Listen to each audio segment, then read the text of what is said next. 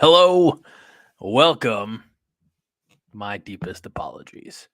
This is the Five Heart Podcast live, coronation.com. I'm Greg Mahochko, and I'm alone. I'm not alone anymore. Welcome back to the Five Heart Podcast to my good friend and Coronation contributor. That's Nate McHugh. John is taking the night off because he does like 18 podcasts a week, most of them here on Coronation. So we get started a little late because I just got home from work. So this one's going to be interesting. Nate, how are you, buddy? Good. How are you? You know what? I am as good as gold and better. I'm not sure what that means, but haven't you ever seen Muppets Christmas Carol? Yeah, when I was probably 10 years old. Well, let me tell you, it's well worth the watch. So, well, this will be fun. Good seeing you. We're ready for another exciting live show. So, Nate, do yourself a favor. Say hello to all the Chatterfields.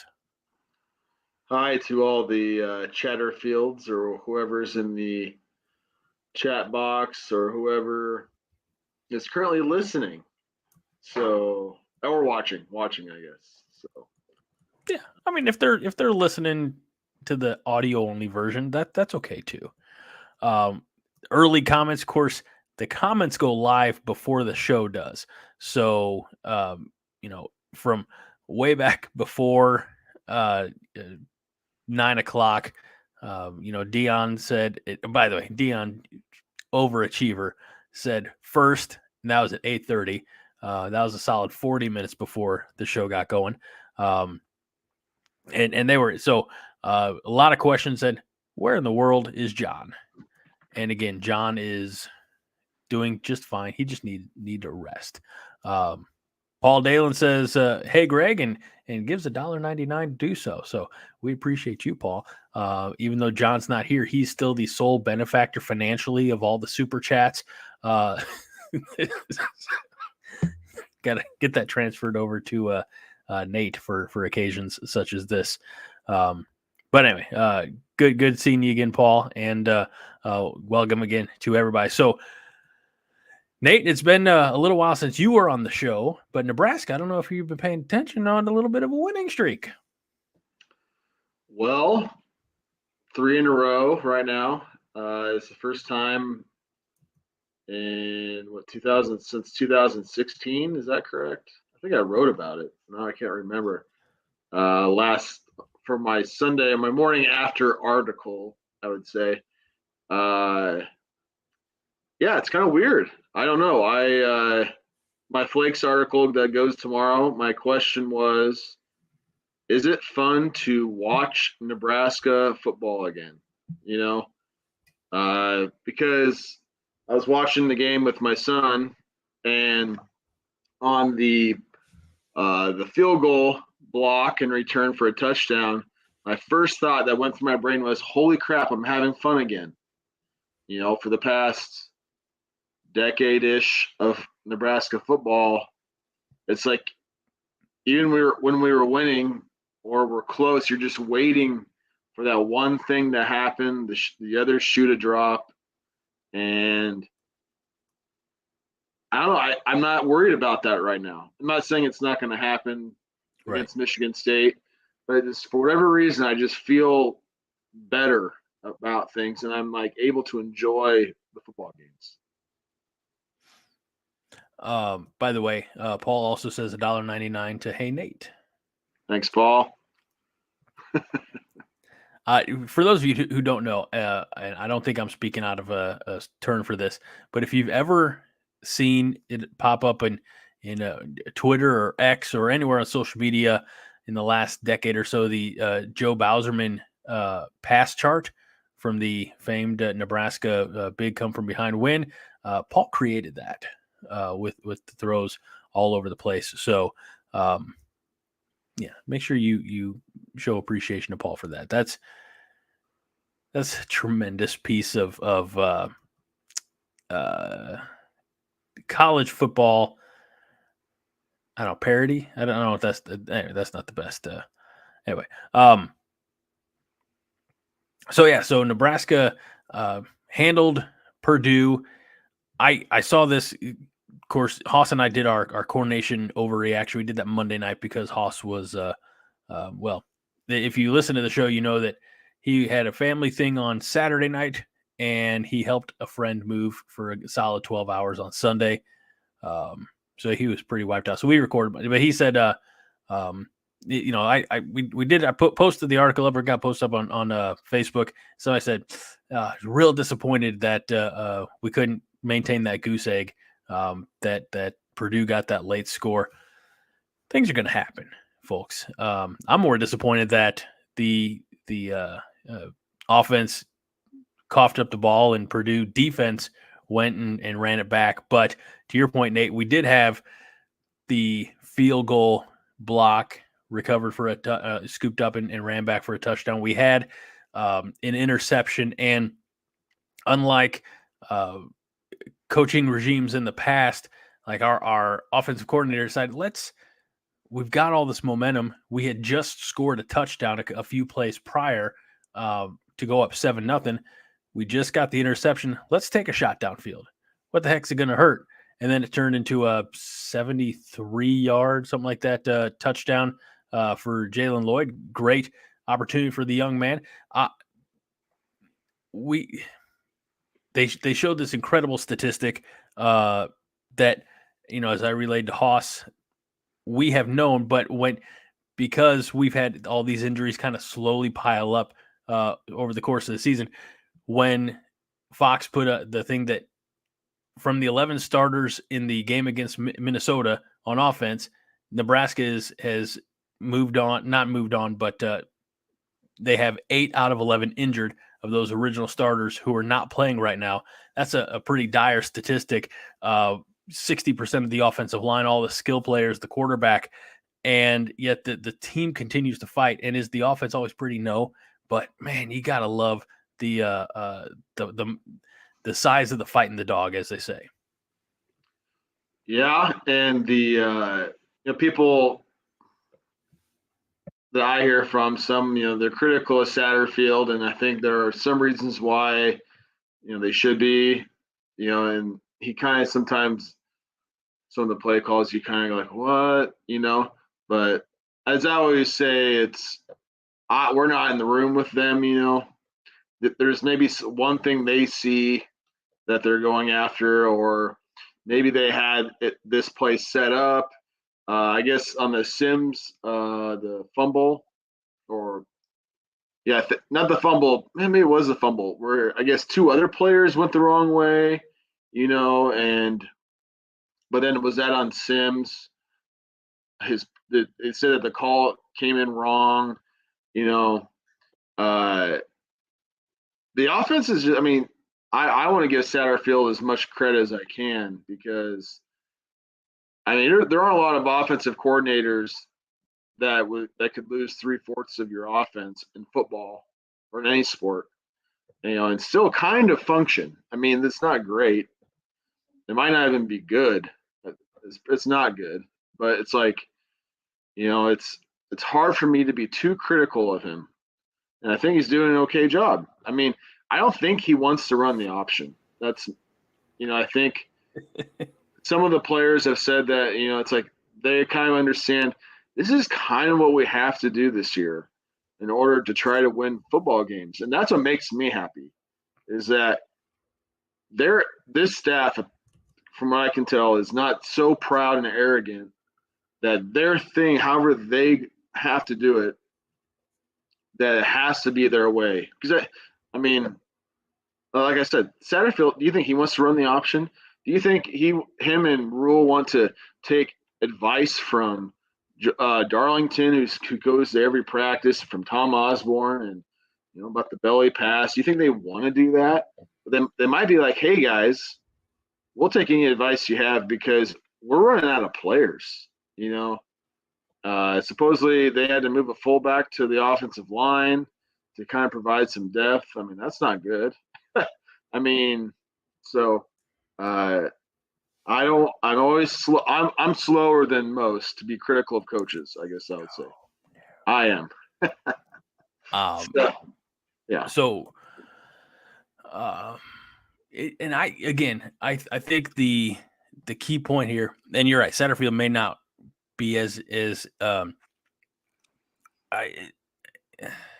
might not be as keen to run the option, but I think the biggest difference between this coaching staff and staffs previous is they are playing to the strengths that they have. They're not doing the square peg in a round hole or round peg square hole, whatever. They're not trying to force something. They're scheming to the talent.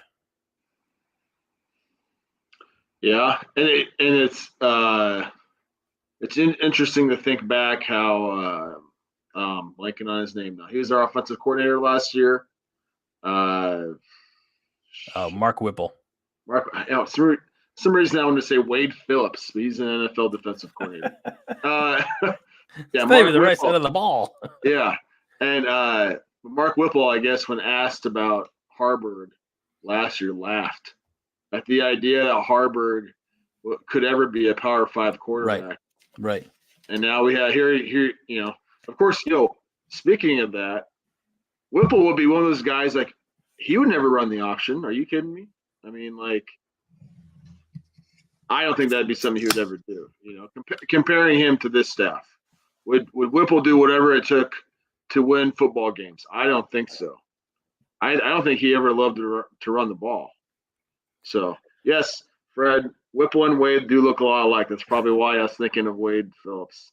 But yeah, a lot of interesting conversation in the comments right now. A lot of it stemming from Michigan's systemic cheating situation. Which, look, there are too many. Those conversations are great, and I'll say this as nice as possible. Those conversations are great for the comment section, but there's no way we can highlight all those comments and touch them all. It's I don't think there's a way that Nebraska beats Michigan this year anyway, with or without cheating. Haas made a good point. I encourage anybody, if you haven't, go back and watch or listen to the overreaction that, if Nebraska's healthy, if Michigan's not a bunch of dirty, rotten cheaters, maybe it's more of like a 2-score game instead of a highly one-sided affair. So I'm going to highlight Fred's comment here. Did I finish the Amway presentation because of so look, this a buddy of mine in the office refers to this as my Nebraska suit because it's got the red liner on the inside. This is custom made. Same place that does JJ Watt's suits. So I'll give him a free shout out, free plug. Bespoke Apparel. Shopko? No, Bespoke Apparel, St. Louis, Missouri. Anyway, I love this suit. It makes me feel. If you can't feel good, look good. And that's the thing, maybe, right? We'll go with that. So I'm going to highlight a few. Just this is a very limited conversation, so I'm not, upset about highlighting these comments. But Paul did ask, what does the name of the podcast refer to? Because it's the 5 Heart podcast. And Minnie speculates John's heart attack. And while that is unfortunately coincidental, that's as close. So when Brian Toll and I started this show back in 2015, 2016, something like that, it was more of a reference to the recruiting system that's 5-star. And I think I joked with Brian at the time that I said, I don't know about those 5-star kids. Give me the 5 Heart kids. give me the kids who put it all on the line. So that's kind of where this came from organically. So yeah, 5 heart. And the logo, which you can't see. I mean, you can see the logo, but you can't see me pointing to the logo. But anyway, upper right corner, it's a gorilla. There you go. Thank you, Nate. It's some kind of I have a podcast network that is separate from Coronation. It's called the Jittery Monkey Podcast Network, and all of the logos have all been done by a good friend of mine who's done comic book art. He's done action figure art, things like that, and he's created all these under the Jittery Monkey theme. So they're all various monkeys. So that was supposed to be a some type of chimpanzee or gorilla throwing the bones. So so that's that. So and yep.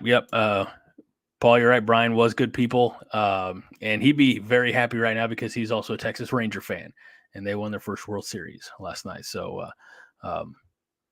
we miss Brian greatly. We talk about him periodically here on the show. So I'm also dealing with that.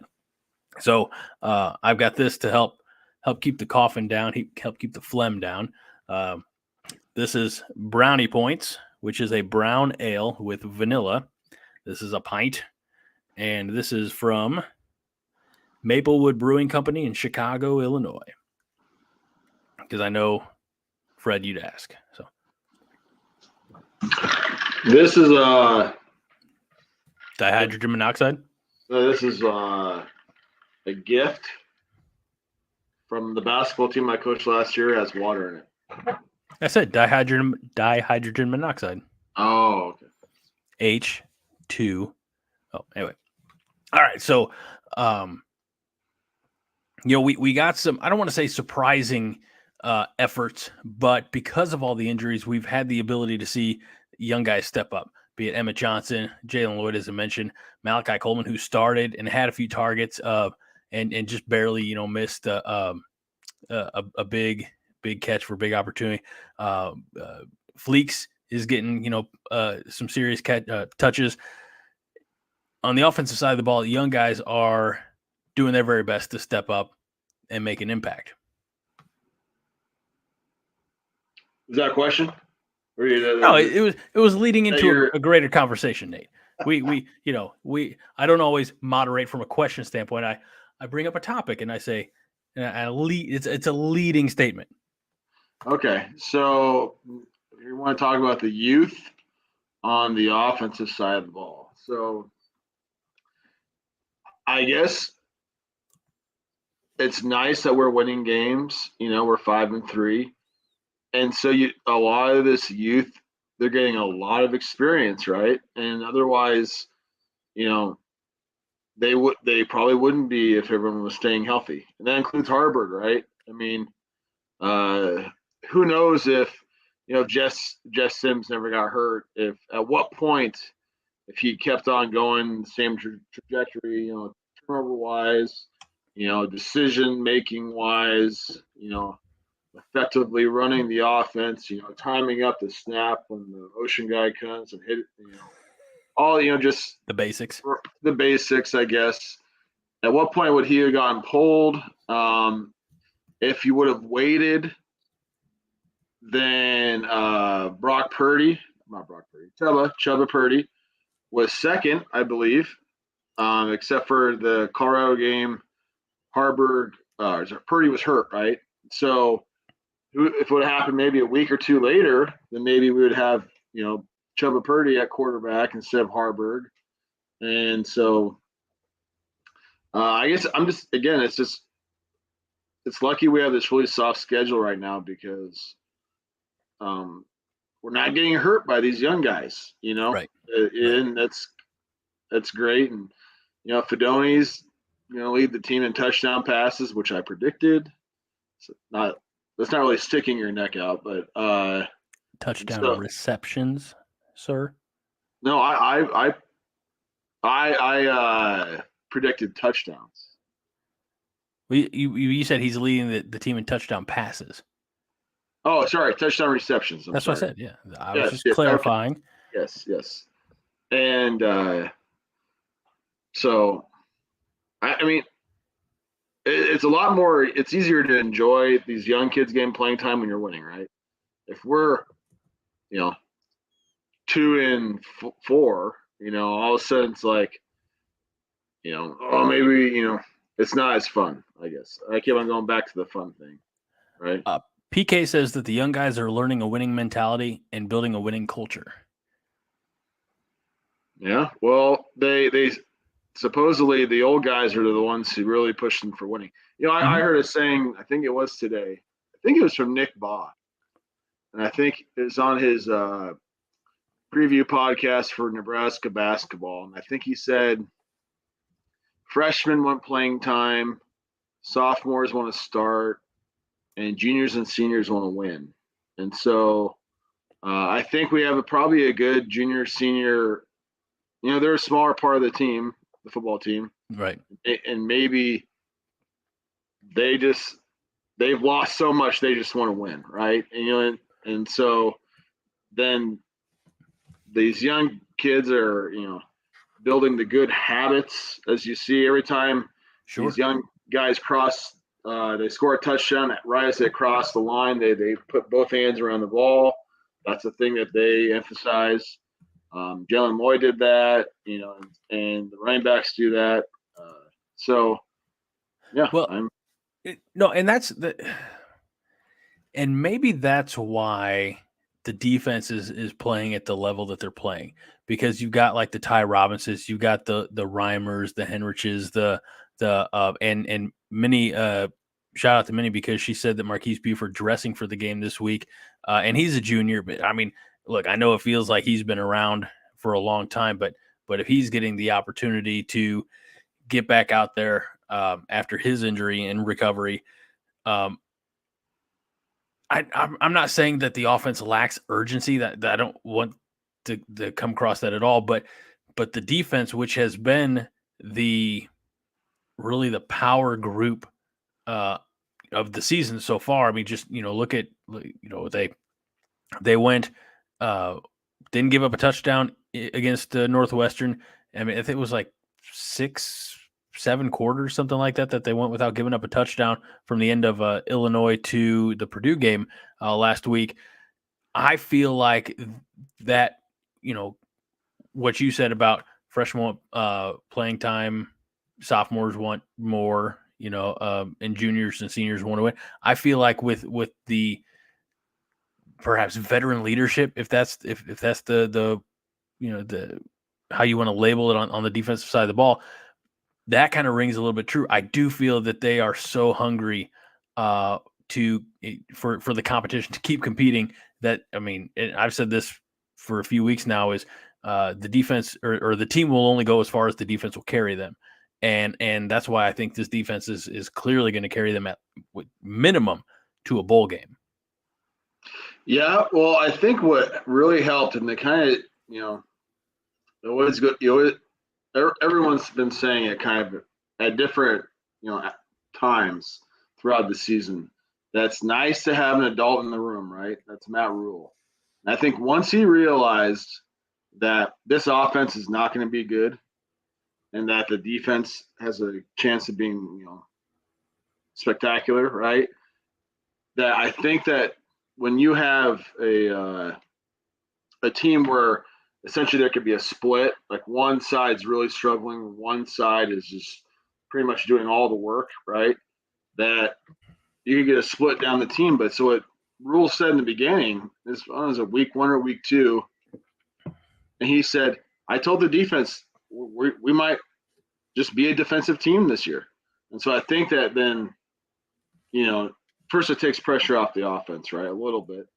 And secondly, the defense goes, okay, all right, so it's on us, right? And it's not that, and it's not going to be one of those top things where the defense is sitting there and looking at the offense, continually turning the ball over, continually having a 3-and-out. Oh, crap, we have to go back on defense. These guys aren't doing any, they're not pulling their, they're not doing their jobs and all that. And I think Rhule got ahead of that, I think he saw what was coming. And And the thing that I don't think I've ever seen before with Tony White and is how many players they play on defense. And uh, I think that's a big part of it is the guys fly around.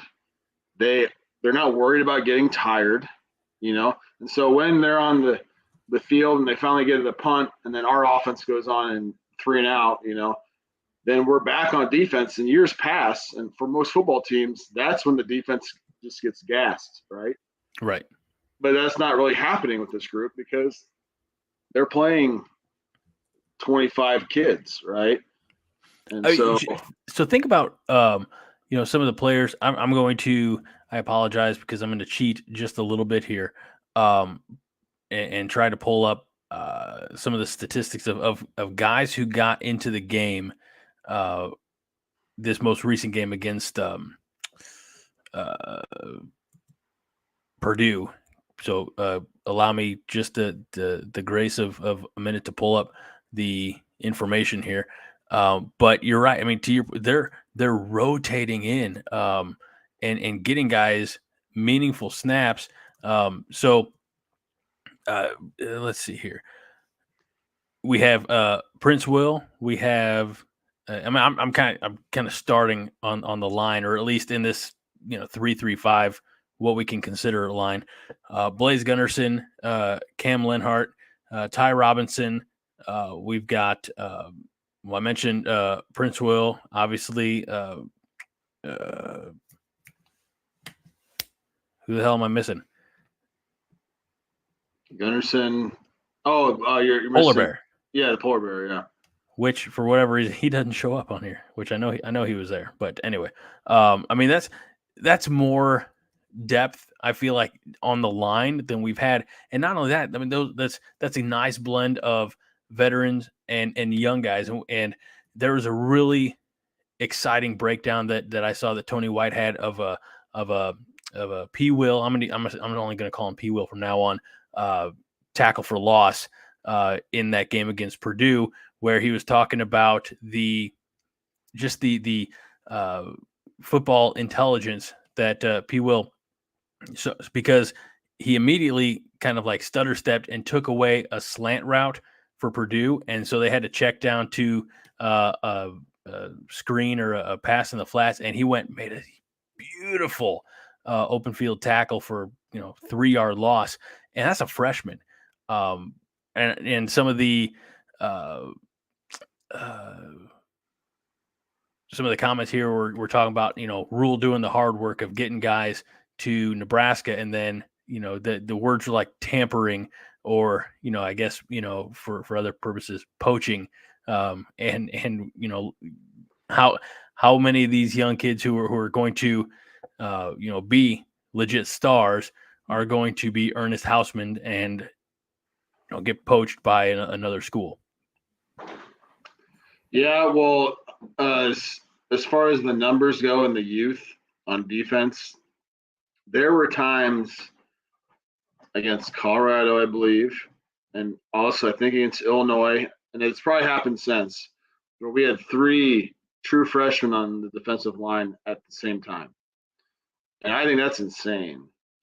I mean, sometimes a young defensive line's like a redshirt freshman, a sophomore, junior, but having 3 kids who were just in high school playing, Power 5 football, right, is pretty insane. And that Prince Will play is impressive.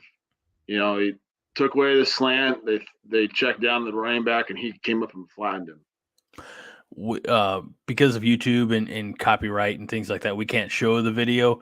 I will try to find the video and include it in the write-up for this, so you can check it out on Coordination if you haven't yet.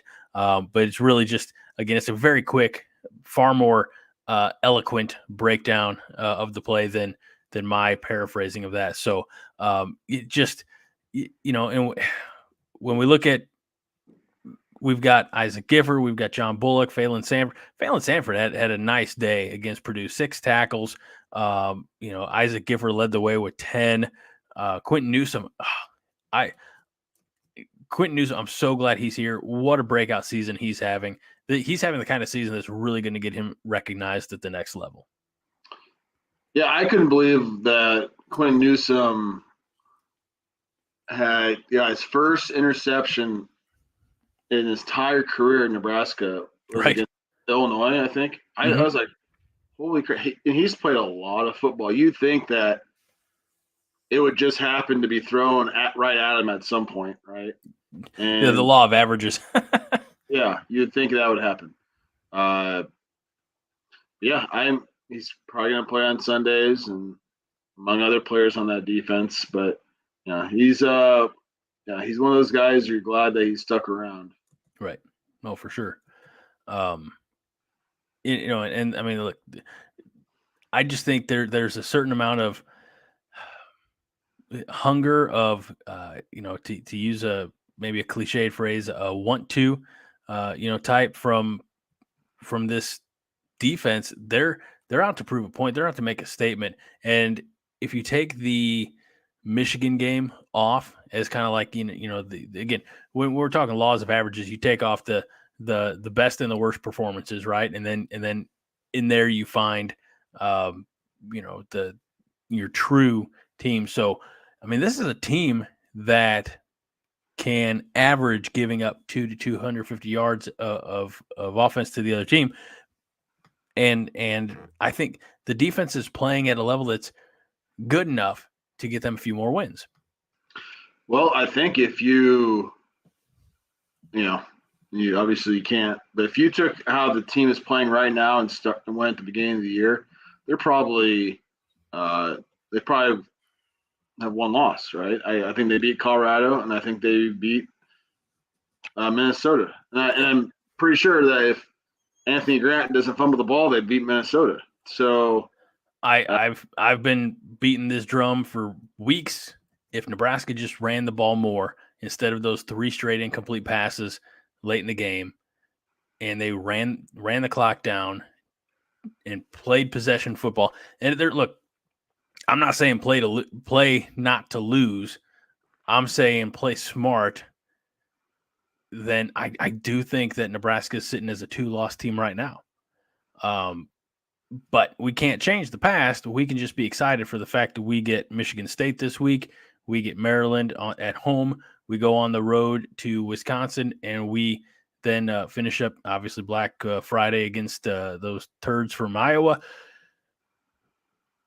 I fully and wholeheartedly agree with what Matt Rhule said a few weeks ago is there's not a team on the remaining schedule that we can't beat, but there's not a team on the rest of the schedule that can't beat us, depending on which Nebraska team comes out to play.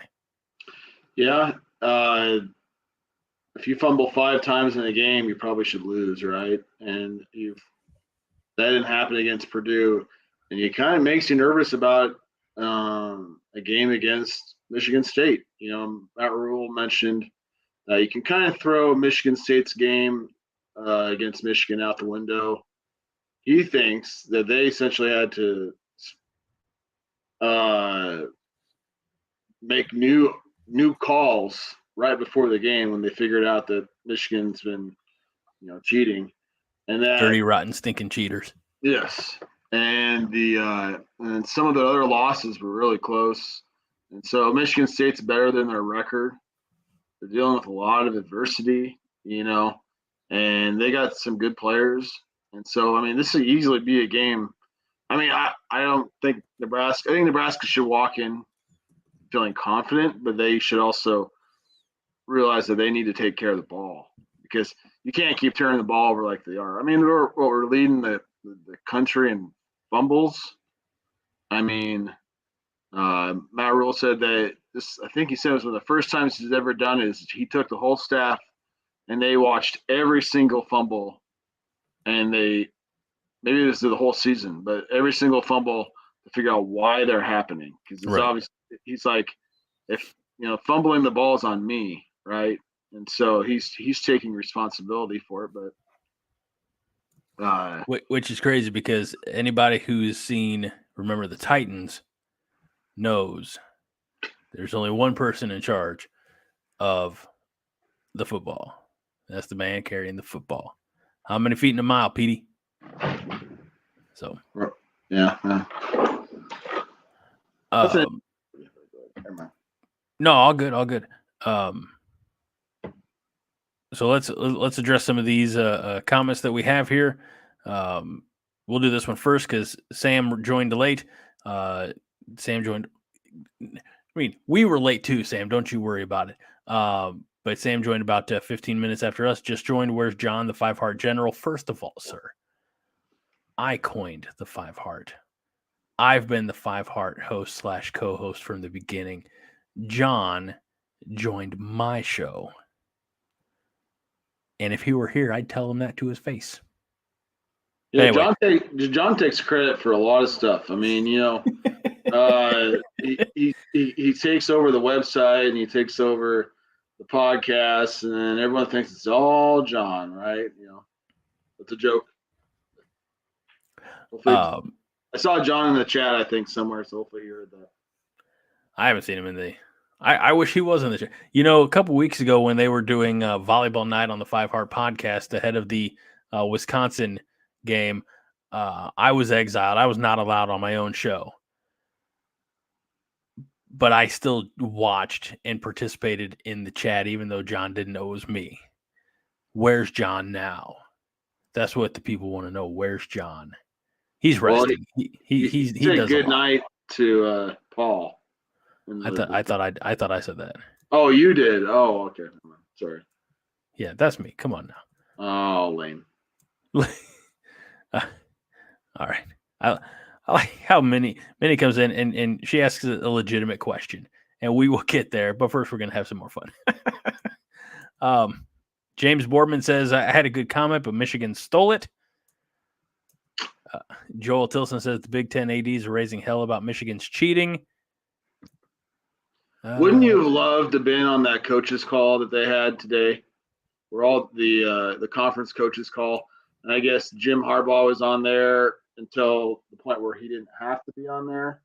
And they would talk about, the issue at hand.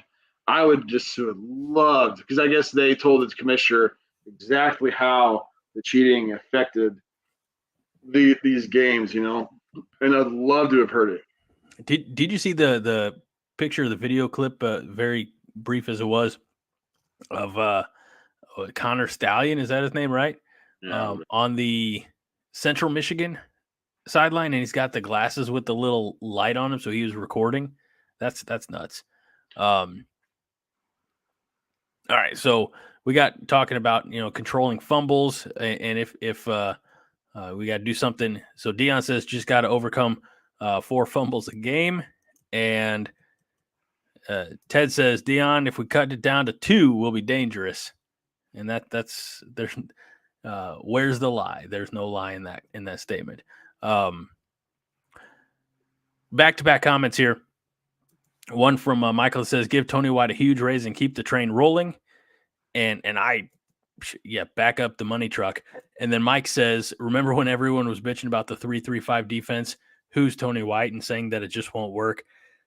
Yeah, I mean, Tony White has made it work. His players have made it work. Again, whether it's rotating in fresh legs so that the guys don't get gassed, or just having them prepared, having them, running drills and scheming to, I mean, like, it's so fun to watch this defensive unit. Don't start, Fred, because when there's a tackle, there's usually 4 or 5 red jerseys or the Nebraska players around the ball at any given time. I mean, it's just they're quick, they're powerful. They have I've seen better pass rush this year than I can remember seeing in maybe a decade.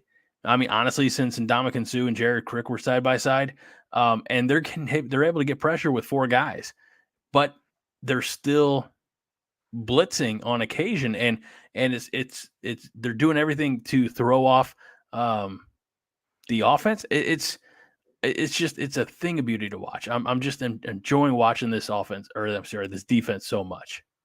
So they need to back up the money truck, and I think give them $2 million a year. I would. Or otherwise, he's going to leave. He's going to go to USC, be a defensive coordinator there, maybe. Or he's going to take a head coaching job somewhere. I give him $2 million a year. Satterfield, I think, makes $1.5 million a year.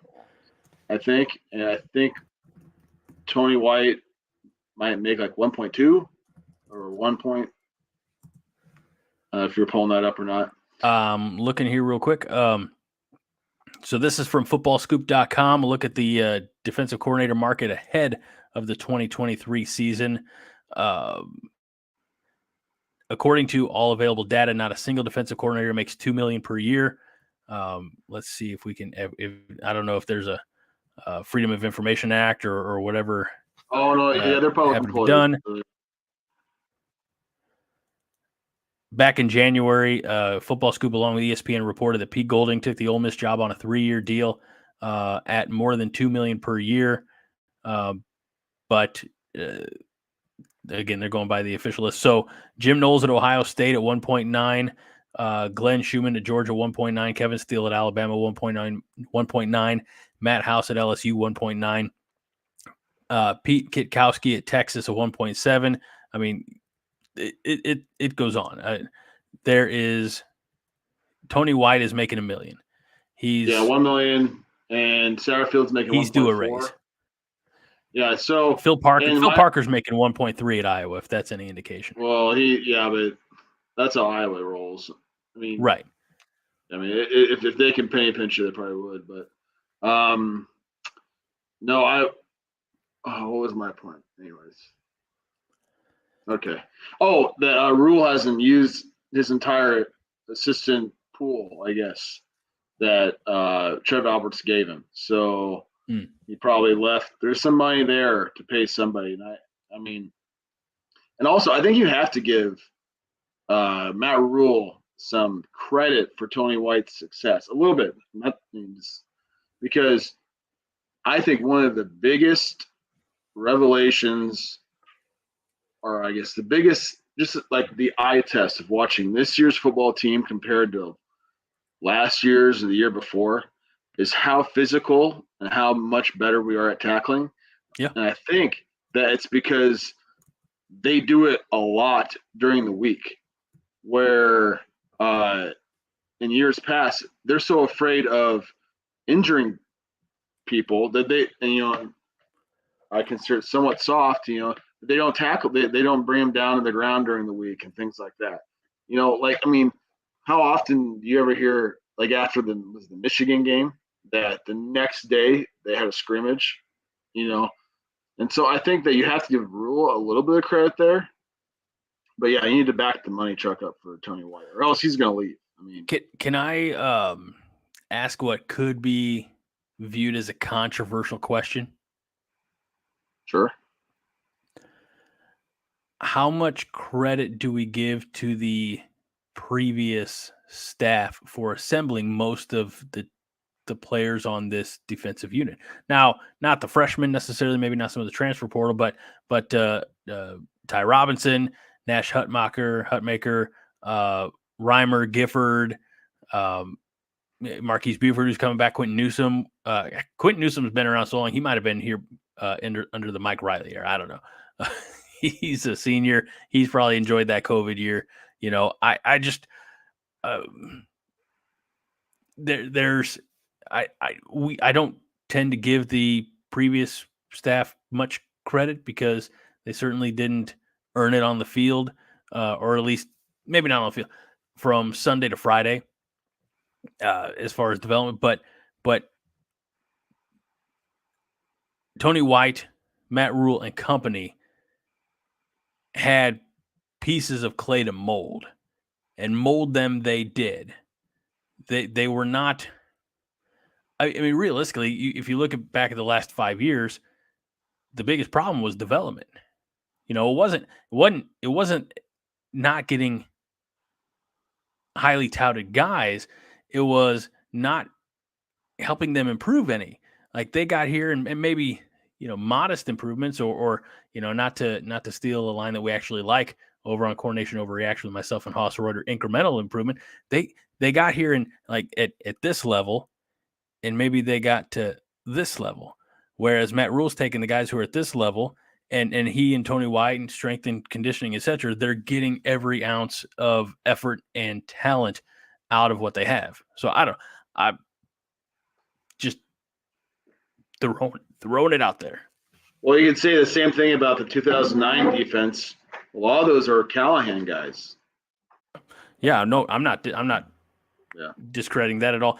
Now, Minnie, with an interesting statistic, we have 44% freshmen, so no, they didn't leave us much. Minnie, I don't know if you know this, but 73% of statistics on the internet are false. Anyway. All right. Yeah, I know. Joel says Frost wasn't developing players. We know. So anyway, a couple more of these starred comments.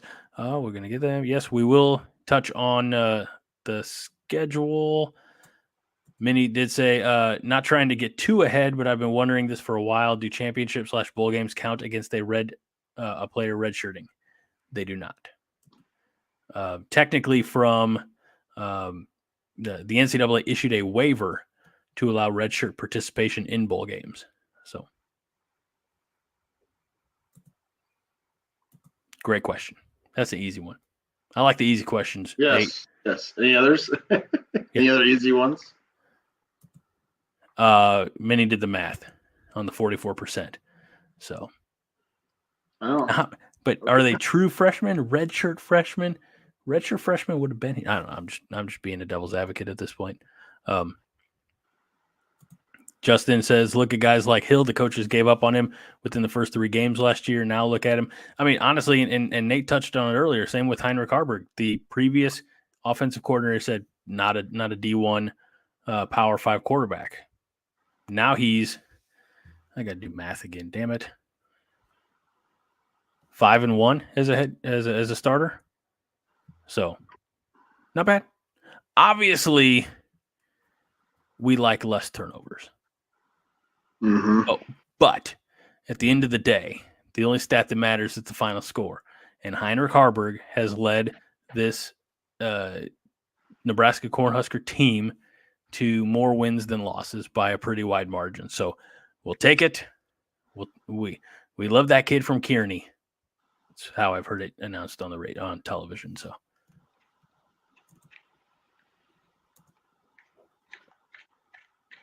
We were talking about giving Tony White more money based on performance. Living in Omaha, as David Matney says, Satterfield could take a pay. He did clarify pay cut on a subsequent follow-up comment, but pay cut based on performance. Again, I don't dislike what Satterfield's doing because he's scheming to the players that he has. And if they get in different Jimmies and Joes that allow him to, take the top off the defense, then and if he can run something, but you have to scheme to the talent that you have. And I think that's what Mark Satterfield's biggest attribute this season has been, Nate. But if you want to go with the other side of the argument, is that they picked Jeff Sims, right? And maybe we never got to see the Jeff Sims that they thought they could get, and he hasn't been put in the greatest situations. But if you want to knock him, that's the knock, and that's about it for me. After that, I think that like you said, they're trying to. I shouldn't read it while I'm writing. The best / worst thing you can do is read the comments when you're talking. When Fred throws out a doozy, happens all the time. And I say this with love and in the best way. Nobody derails a thought train like Fred Sacco. Yeah, so that's So if you want your ammo, the ammo would be he's the quarterback coach essentially, and the guy he picked is not very good. Well, think about this though. If you talk about situations, if Nebraska opens up against Louisiana Tech and Northern Illinois at home, maybe the Jeff Sims era looks completely different. You know, maybe, because realistically, what he's played 5 snaps in Memorial Stadium. I mean, he wasn't in there very long on this past Saturday. He had the one against was it Michigan when Harvard went out with because he lost his helmet. I mean, it's just maybe, I don't know. I was flying back from Boston, so I'm not sure. I kind of missed that most of that game. Thankfully, I missed most of that game. The Michigan game? Yeah. It was a doozy. I was flying home, so. Josh opens up his question with it's a word, sir, that I'm not going to repeat. I'm late one time, and Greg's dressed like Don Johnson, and John cut his hair. He's like, "Where's John?" Okay. Someone very much smarter than me said, everybody's first, every comic book is somebody's first comic book. Stan Lee said that about Marvel Comics. So to borrow a line from the Spider-Man Into the Spider-Verse movie. All right, let me tell it one more time. John's taking the night off to rest. I pulled a lot of taffy for a very simple explanation. And now Nate's leaving. Great. What am I supposed to do now? Fred says, to be fair, home or away, I think Sims would have done about the same. Well, we'll never know, Fred. We will never know. Joel says, what the hell did Rhule see in Sims? Probably a speedy, athletic kid who likes to turn the ball over a lot. And that was one of the biggest criticisms, right? Is that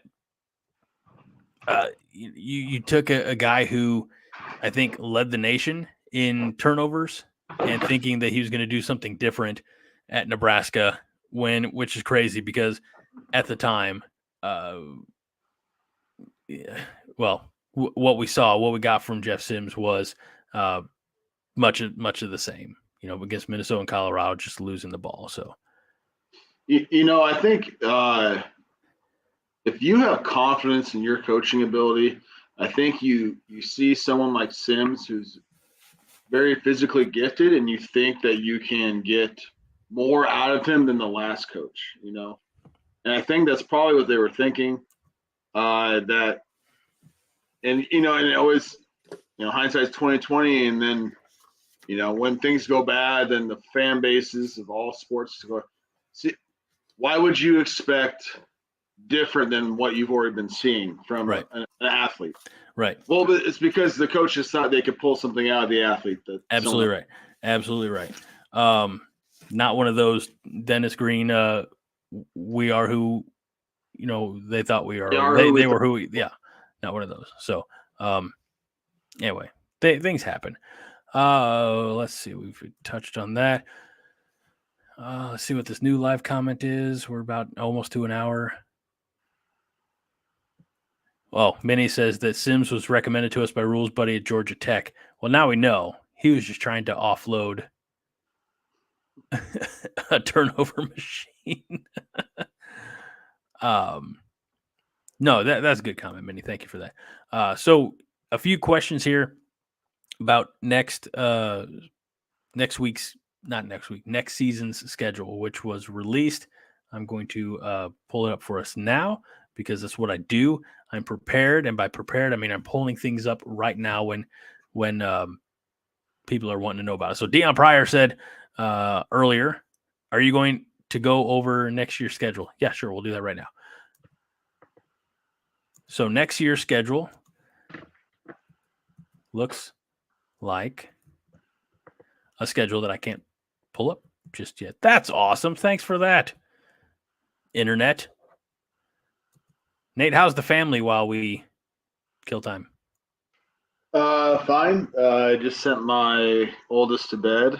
I let him stay up a little bit. So everyone else is asleep. Excellent. My whole family's asleep also.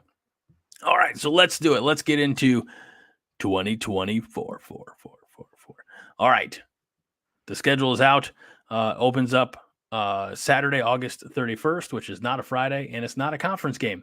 Nebraska against University of Texas El Paso in Lincoln, or UTEP. Then we go a week. We host Colorado on September 7th. We host Northern Iowa on September 14th, and we open up Big Ten play at home against Illinois on September 21st. First road game is our 5th game of the season, which the downside of that is that it looks like it's more of a backloaded road schedule. But Saturday, September 28th, on the road at Purdue, then home on the 5th of October against Rutgers. Bye week comes on October the 12th, and then we're on the road back-to-back, first on the 19th against Indiana, and then on the 26th at Ohio State. Then we host our first newcomer of the 2024 season. UCLA comes to town on November 2nd, and it is Southern. We go on the road to USC on November 16th, so another bye week wedged in there. On my wife's birthday, actually, Saturday, November 23rd, Nebraska's home against Wisconsin, and finishing things out Friday, November 29th at Iowa City. So leads to one of these comments that Caleb had earlier. Says, not sure if it's talked about yet, but anyone else noticed that Nebraska could be 7-0 in the first 7 games of next year? So that would be, of course, the UTEP game through Indiana before Ohio State. So good Lord, we are getting ahead of ourselves. Can I complain about something? That's all. You would be the perfect John substitute right now if you did complain about something. Okay, so what America wants, I promise you, I'm going to speak for everybody, is what they want is they want to see those Pac-12 schools on the West Coast come to Big Ten country when In there's November? snow on the ground. Yep. And so let's see, what did the Big Ten do? Okay, Washington. They in the season, their conference schedule is against Oregon and UCLA and USC, and also I guess you could say Penn State, and that's at Penn State. So maybe there's one there. Okay, USC, they play their last 4 games are at Washington, at UCLA, Nebraska. Okay, and then but that's an away game for us. So no, they're not. I mean, unless you want to call Rutgers at the end of October. Can I? I don't think that matters, and let me tell you why. It might matter to fan bases who, I don't know any USC fans anyway, like Lori Laughlin, but I heard she's kind of separated herself from the university. But like any UCLA fans, things like that, I don't know any of them who would make the trip to Camp Randall anyway. But for the players, like you already have players from Florida, Texas, Georgia, wherever playing in Big Ten schools. So I just don't know if it's going to be that culture shock that the NCAA, maybe not the NCAA, but the television networks are hoping they will be. Well, see, because what we want is we want them to be forced to play Big Ten football in Big Ten weather, because then they have to adjust, their style of play. Because I promise you, USC is not going to come to Iowa, to Michigan, to Wisconsin at the end of November and throw it around. It just doesn't work, right? Wait a minute. Are you saying that it's not a good idea for a coach to come into a conference and say, well, we hope that they have to adjust for us? I think no one would ever say that. No one has ever said that. No. And if they did, I'm sure things went well for them. No. So yeah, so that's one of my takeaways. That's non-Nebraska related. Is that it sure looks like they kind of, if you want to say, babied them a little bit. I mean, Oregon's away games, I guess they do go to Wisconsin, I guess. So, but it's like the West Coast teams seem to be playing the other West Coast teams at the end of the year more, from what I can tell. Maybe that's just me barely looking at the schedule. So, but I'm already going to call what's going to happen next year. Okay, we're going to start 7-0, and then we're going to get our doors blown off by Ohio State, and where's look at the schedule. Okay, and then we're going to get beat by UCLA, and then get beat by USC, and then we're going to say, see, they were completely overrated to begin with, right? And so. But then we're gonna wait. Hold on. But then we'll beat Wisconsin and Iowa, and we'll still be 9-3 or 10-3. How many regular season games are we going to be playing now? No, we should start 7-0 and then probably lose Ohio State. Well, you're saying we'll lose to Ohio State, UCLA, and USC, right? No, I'm not saying we will. I'm saying that what's going to happen if we do, that then people are going to start saying, see, we were never that good, and because we'll probably be ranked in the top 15 at that time because we're 7-0, right? But we haven't played anybody, and just. So it's going to be like we're treated like the SEC? Yeah, maybe. All right. I mean, that's all they do is I apologize. I've been watching a lot of Ted Lasso again lately. And whenever Roy Kent is doing being a pundit, the host, the moderator, always has to apologize for his fruity language. But that's what the SEC is with ESPN. It's a big circle jerk. So it's everybody's puffed up and overrated. Anyway, as long as I predict a lot of wins, but I always predict a lot of wins. It's kind of what I'm known for. So we'll just have to take it one game at a time. And the game that we have to take right now is Michigan State. On the road, East Lansing. Haas is going to be there. Our special coronation correspondent is going to be in East Lansing, his first trip ever to Michigan. So he is going to have some fun with that one. And,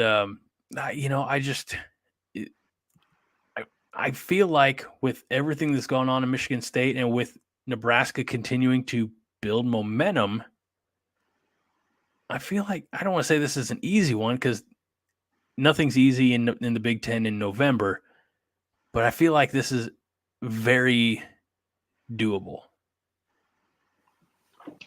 Well, it should be doable. I haven't decided what I think is going to happen, or I haven't made a prediction.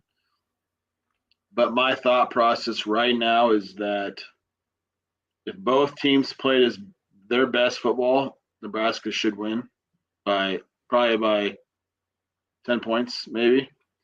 But I am just nervous that we're going to have the game where those the 5 fumbles, 5 turnovers finally catch up to us, right? And I guess I shouldn't say finally because they definitely caught up to us against Colorado and against Minnesota. But it just seems like, lately on this little, quote, winning streak.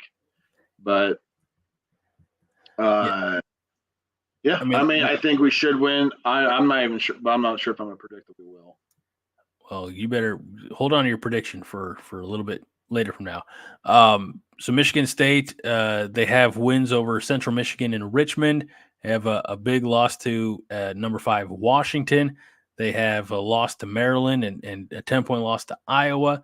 They lost to Rutgers. They lost big to number 2 Michigan, and they lost to Minnesota. So I feel like if you're looking at this Michigan State team, they're a team with really nothing to lose. They know that they're more than likely going to have, or not more like they're going to have a new full-time head coach announced in the offseason. It's one of those situations, kind of like Nebraska Northwestern, where games tend to be ugly. They tend to be close. And look, we're going to win this game as long as we don't punt it to the wrong side of the field. Let's not forget about that. Yeah, that was one of the biggest blunders you've ever seen, right? That loss to Michigan State. Yeah, you think if we don't shoot ourselves in the foot, we should win. I'm not there yet that that's going to happen. Particularly, when you're watching Harburg run the option, he just looks like he's very uncomfortable in what he's doing, right? So Really? yeah, I think unless he's running straight ahead, he just looks very uncomfortable. Okay, so maybe that's the thing. Maybe we're looking at two different parts of the play, because I just feel like when he's running the ball, he's probably at his happiest in life. I for that kid, I don't think anything brings him as much joy as lowering the shoulder and blowing blowing back a safety 5 yards off the tackle. It's I think he's doing well. But again, even the run the damn ball guy in me would like to see him run less and like Emmett Johnson run more. Fleeks, even Anthony Grant. When Anthony Grant maintains possession, Anthony Grant's a damn good runner. So, Fred, yeah, come on, Fred. Fred says Harburg running the option looks more uncomfortable than Pat Fitzgerald caught wearing a purge mask and nothing else. The game against Purdue, when he fumbled the ball, I yelled at the TV. I said, "What do you expect?" It was like his 15th carry, for a quarterback. At some point it's going to happen. Right. I'm more in the run him 10 times max type of deal. Again, I don't say this. I'm not trying to argue with you. I'm just curious as to the number of times he actually ran the ball, because he was not our leading rusher in that game. It was Emmett Johnson. So I just want to see. To satisfy my own. I thought he had like 17 carries, and maybe I'm making that up, but I thought he did.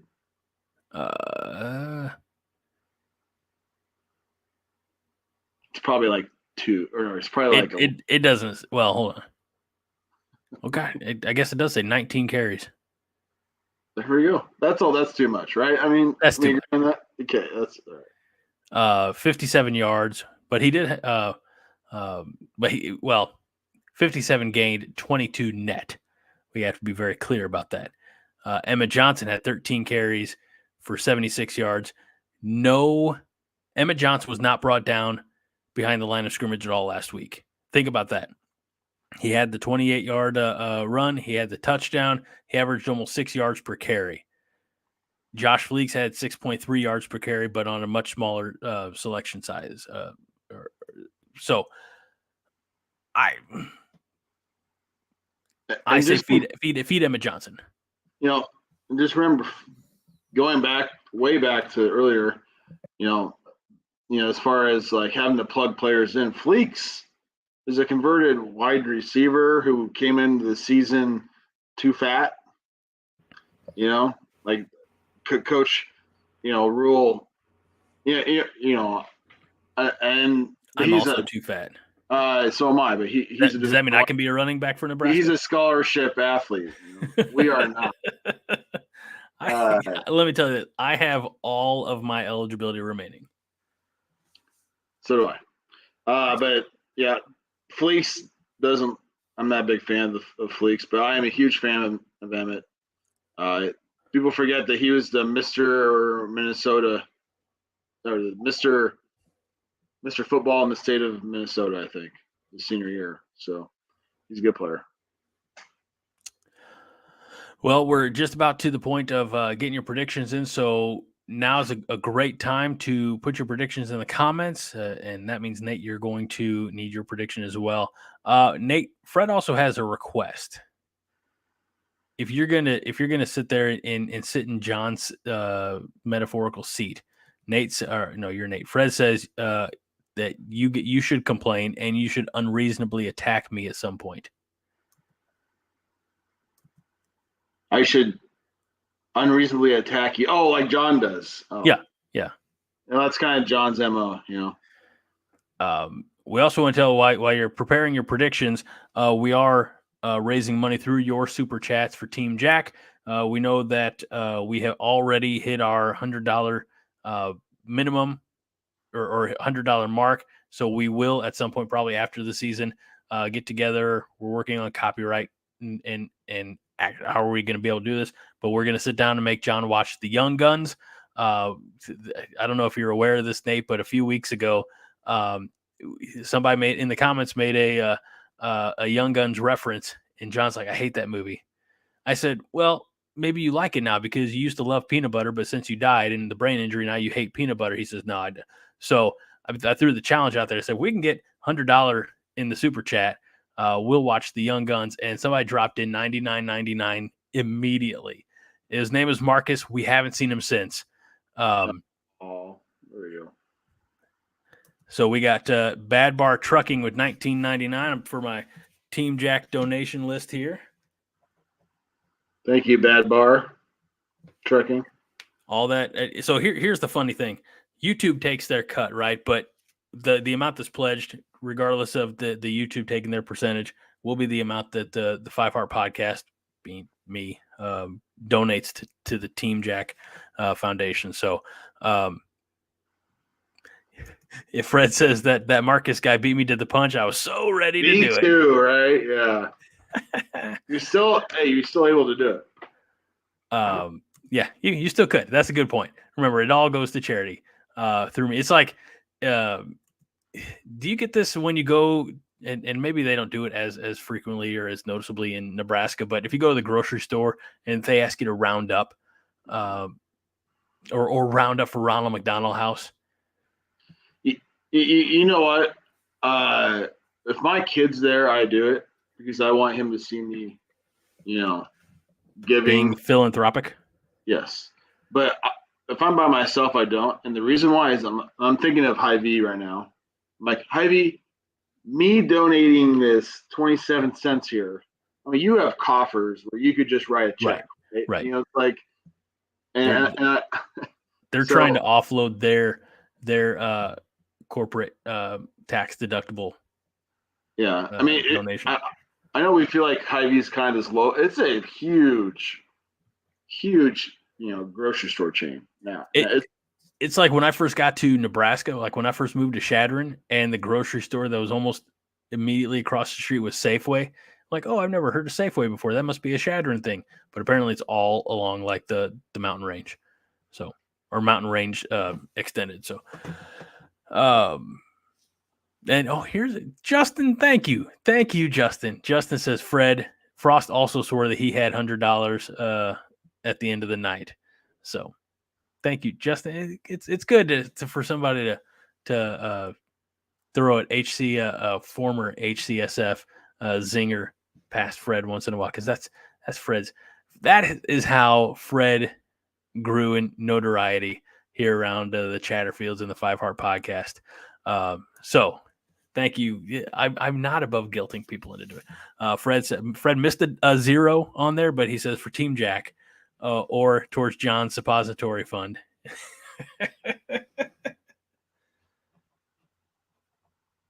We did say at the end of last week that we do a little portion of time, not devote a whole lot of time, but just a little bit of time to upping this donation to Team Jack at the end of every episode. So thank you, Fred. Thank you, everybody. So with that, let's get to some of your predictions for this Saturday's game, Nebraska at Michigan State. And Minnie, who left the chat but is still listening, says Nebraska 34-19. Fred says Nebraska 24, Michigan State 10. Mel Tucker boxes of Kleenex 2. There's one thing we don't do, is we don't edit Fred's comments. Dash Camera says Nebraska 22-21 in one overtime. I would be okay with not having the overtime. Let's move on. Let's not have the added stress. Justin says Nebraska 24, MSU 10-6. I can't read. Sam says my prediction, Nebraska 24, MSU 0. Younger brother says Nebraska 28, Michigan State 10. I'd be very all right with Nebraska defense pitching the shutout. Well, supposedly they might be down a quarterback, so that helps. That's got to help Nebraska's chances, I feel. Michael Hassman says Nebraska 30, Michigan State 6. We've got Ted saying Nebraska 41, Michigan State 10. Joel Tilson says defense wins, Huskers 31-10. I think we already got one from Justin, but since I started, I'll read it again. Nebraska 24, Michigan State 6. And Dion Pryor says 31-6, the Bug Eaters. See if I'm not missing any new ones. All right. Oh, here you go. Fred says Black Shirts pitched the shutout. Oh, Mel Tucker pitches. Good Lord. So Bad Bar Trucking says my donation came late because I just hopped on. Can you explain to me what the donation is for? Yeah, absolutely. Let me say it again for anybody at any time. It was the week before I was exiled off the show. So about 3 weeks ago, in the comments, someone made a Young Guns movie reference. Charlie Sheen, Emilio Estevez, Lou Diamond Phillips, Kiefer Sutherland made a comment. John says, I hate that movie. And as a joke, and I didn't expect it to go anywhere, I threw out a challenge to the chat at that time. I said, look, if we can get like $100 in super chat bucks and in donations and whatnot, we'll sit down and we'll find a way. We'll make John watch the Young Guns, and we'll do it as a watch along with everybody. And I said, we won't keep the money. We'll donate it to Team Jack Foundation. And right away, like within a minute, somebody dropped in at $99.99. So what we're doing is we're just collecting a little bit here and there for purely through donations and goodwill. We'll find a time early in the off season to watch the movie, and then we'll donate that to Team Jack on behalf of the Chatterfields. So Bad Bar Trucking, that's where your donation went to. We appreciate it greatly. Yeah, we really do. We do thank you. It's going to be a lot of fun, if nothing else, just to sit and watch John watch a movie that he claims he hates. So it'd be fun. Josh, not sure if his prediction got read, but he said 27-6. So Nebraska. So Nate, it's time for your prediction. I mean, I don't have a clue, but so when you don't have a clue, you just got to make stuff up. That's what I do every week. I know, but I want to have substance behind mine. I think that Michigan State will have a hard time scoring. However, until I see it, I think Nebraska probably won't play a clean football game. So I guess I'm going to go Nebraska wins, probably like a 20-9 type of game, maybe. All right. Interesting. So that'd be under, I think. Because I think it's 30. It doesn't matter. But. All right, so here's an interesting one. Sam Roberts, by the way, who is probably up. I don't say this in a demeaning way, but he's a high school kid, and he's a football player. So he's probably breaking curfew just to join us on the show right now. But he says if Nebraska pitches a shutout before the end of the season, which I almost guarantee you they will, I will donate however many dollars that we score on offense that day. Now that's important wording because the offense may only score 3 points. And we might beat Iowa 10-0 with some special teams or defensive score. And Sam's like, I'll give you $3. I was gonna say $2.99, right? Yeah, I guess it's got to be more of a to the 99. Fred Sacco says, can't wait till we watch Young Guns. John can channel his inner Frost. We've seen this movie before. Fred says, Sam, you're set to lose almost $20. It's all for a good cause. Let's remember that. So anyway, all right. So you said 20-6, 20-9, 20-10, something like that. Yeah. Speculatively. Okay. I don't know anything about the weather conditions. I have no idea what it's supposed to be in East Lansing, but I know Haas is going to be there, and that's good for at least 7 Nebraska points. So I think that Nebraska is going to win this probably pretty handily. I'd be comfortable saying 31-10. I'd be a lot happier with 31-6, but I think 31-10. So I think Vegas has it as Nebraska favored by 3, right? Well, what does Vegas know, honestly? It's kind of creepy sometimes. How close they get? Yeah. Well, I trust Nebraska. I follow the Matt rules, okay? And all right, I got nothing. That's all right. That is it for this episode of the Five Heart Podcast. As always, thank you to the Chatterfields for lighting up my life every week, and thank you to Nate for being here because you're awesome and you're my good friend, and I appreciate you stepping in because I meant to text you yesterday and give you more notice, but I appreciate you joining me with about the 4 hours of notice that I gave you. So no problem. You're a real mensch, Nate. So that is it for this episode of the Five Heart Podcast. We remind you each and every week that Five Heart is all the heart you need. Nate? Go Big Red. That's it. That's all you got to say. Well done. Proud of you.